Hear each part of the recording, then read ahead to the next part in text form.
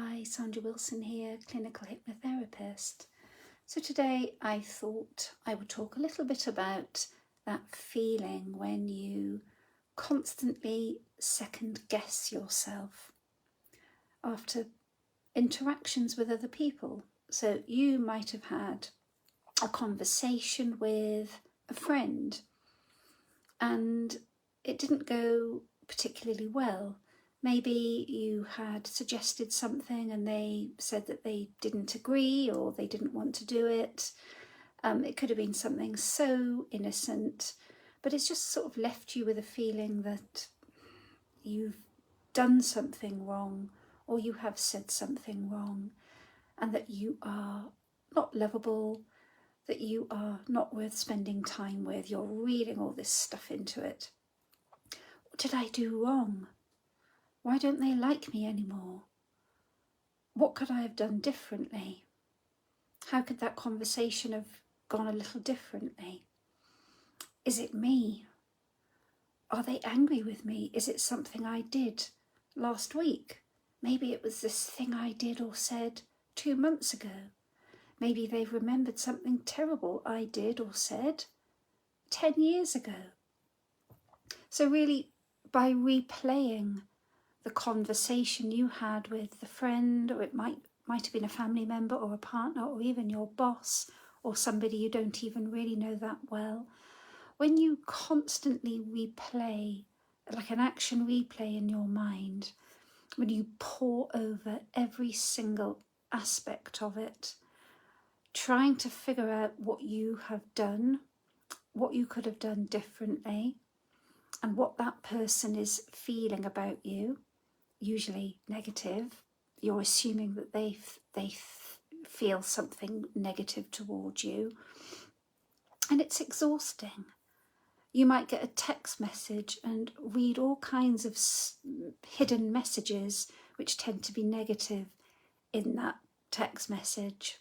So there you go again, assuming, making assumptions that it's you, that you're the problem, that you did or said something that upset that person, and reading some kind of hidden vibe, some hidden message that it really isn't there. You just assume that it is there. So this is one of the ways that sensitivity to rejection can show up, by misunderstanding, second guessing yourself, always assuming that you have done or said something wrong, picking the conversation to pieces in your mind to see whether or not there was something you may have said that could have upset that person. And all it was something really, really innocent. You might have suggested going to the cinema or meeting up, and they said, oh gosh, no, I can't, I'm sorry, I'm so busy, maybe another time.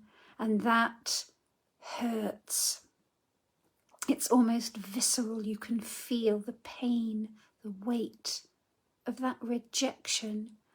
And they're not just rejecting your suggestion, they are rejecting you as a human being and everything you stand for.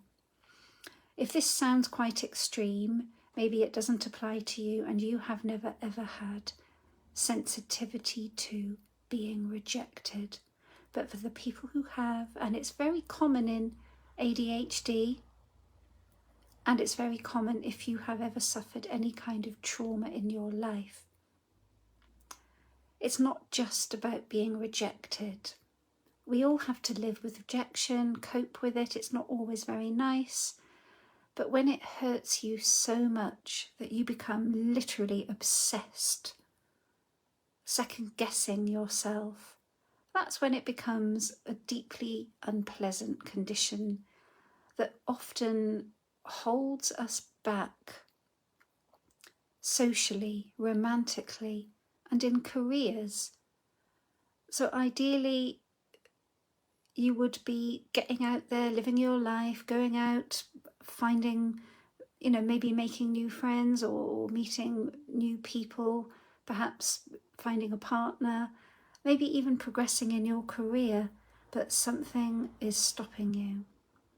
It's just that catastrophic prediction machine that lives in your brain that is always trying to convince you that the worst case scenario is going to happen, and how you are going to be not just rejected for the suggestion or even the attempt, but as a human being.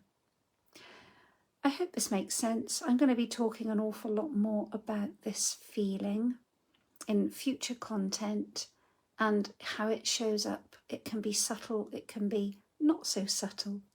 And I'll be back tomorrow with more content. Bye for now.